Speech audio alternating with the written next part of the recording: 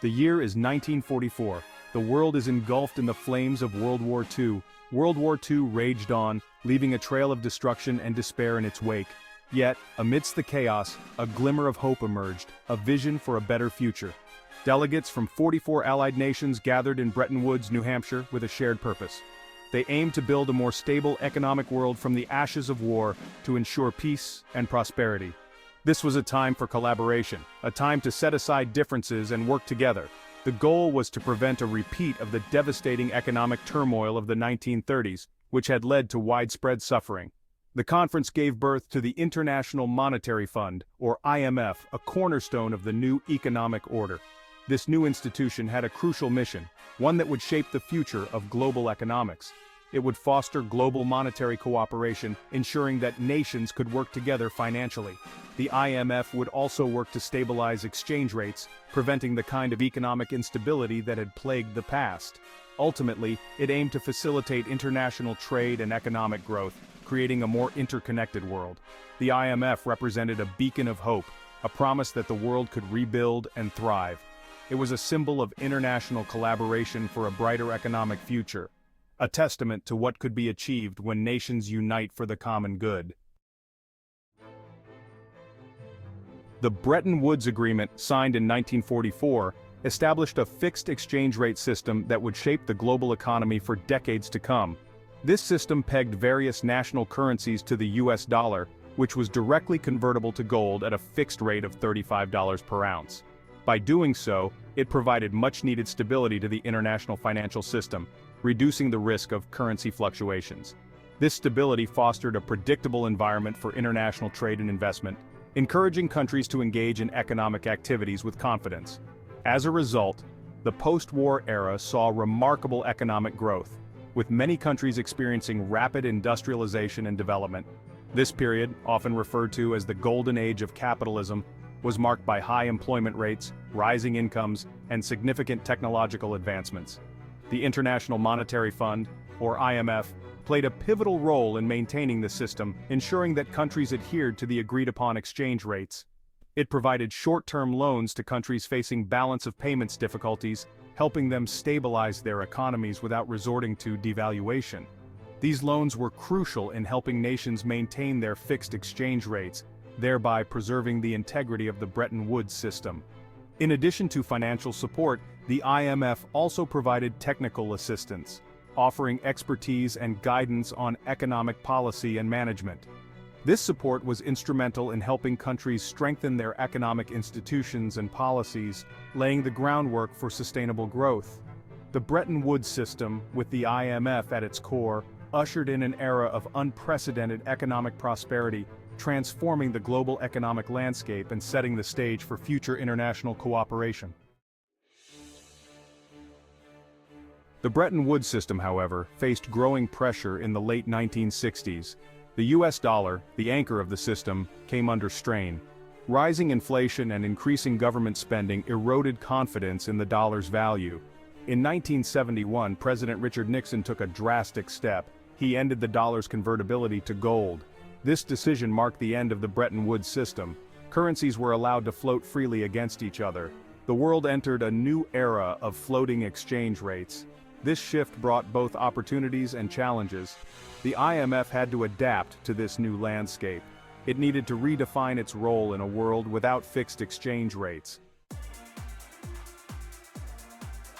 The 1970s brought a series of economic shocks. The oil crises of 1973 and 1979 sent shockwaves through the global economy.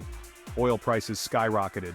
This surge led to inflation, recession, and debt crises, particularly in developing countries. The IMF found itself at the forefront of these crises. The IMF provided financial assistance to countries struggling with debt and economic instability. It also began promoting structural adjustment programs. These programs aimed to address the underlying economic imbalances in borrowing countries. The IMF's role evolved. It became more involved in shaping the economic policies of its member countries. Section 5. The Global Financial Crisis, a Test of Mettle. The global financial crisis of 2008 presented the International Monetary Fund, or IMF, with its greatest challenge since the aftermath of World War II. The crisis originated in the United States, triggered by the collapse of the subprime mortgage market, which had been built on risky lending practices and speculative investments. It quickly spread across the globe, affecting economies far and wide, from Europe to Asia and beyond. Financial systems teetered on the brink of collapse, with banks failing and stock markets plummeting. In response, the IMF took swift and decisive action to stabilize the situation. It injected billions of dollars into the global economy, providing much-needed liquidity to financial markets. These funds provided a lifeline to struggling countries, helping them to stabilize their economies and restore confidence. The IMF also strengthened its lending capacity, ensuring it had the resources to support member countries in need. It worked closely with member countries to coordinate a global response, fostering cooperation and collective action. The IMF's actions helped prevent a global economic meltdown, averting what could have been a far more devastating crisis. Through its efforts, the IMF reaffirmed its role as a lender of last resort and a guardian of global financial stability, demonstrating its critical importance in times of crisis. Section 6. Eurozone in peril. The IMF's intervention. The global financial crisis exposed vulnerabilities in the Eurozone. Several countries, including Greece, Portugal, and Ireland, faced sovereign debt crises. The IMF, along with the European Union, stepped in to provide financial assistance. These rescue packages came with strict conditions. Countries were required to implement austerity measures and structural reforms. The IMF's role in the Eurozone crisis was controversial. Critics argued that the austerity measures imposed undue hardship on ordinary citizens. Others defended the IMF's actions as necessary to prevent a wider economic collapse. Section 7. A global pandemic. The IMF's response to COVID-19. The COVID-19 pandemic presented yet another unprecedented challenge to the global economy. Lockdowns and disruptions to global supply chains triggered a sharp economic downturn. The IMF acted swiftly to mitigate the pandemic's impact. It provided emergency financing to over 100 countries. The IMF also approved a historic allocation of special drawing rights, or SDRs. SDRs are an international reserve asset created by the IMF. This allocation provided countries with additional liquidity to navigate the crisis. The IMF's response to the pandemic highlighted its ability to adapt to new and evolving challenges. Section 8. The IMF's Toolkit, Maintaining Global Economic Stability. The IMF plays a critical role in maintaining global economic stability. Its core functions include: the IMF monitors the global economy and provides policy advice to its member countries. The IMF provides loans to countries facing balance of payments difficulties. The IMF offers technical assistance to help countries strengthen their economic institutions and policies. The IMF's work is essential for promoting sustainable economic growth and reducing poverty. It acts as a global firefighter, responding to crises and preventing them from spreading. Section 9. A legacy of criticism, addressing concerns and pursuing reforms. The IMF's history has not been without its critics. Some argue that the IMF's lending practices impose harsh austerity measures on borrowing countries. Others criticize the IMF's governance structure. They argue that it gives disproportionate power to developed countries. The IMF has acknowledged these criticisms. It has taken steps to reform its lending practices. It has also increased the voting power of emerging market and developing countries. The IMF recognizes the need for ongoing reform to ensure its legitimacy and effectiveness.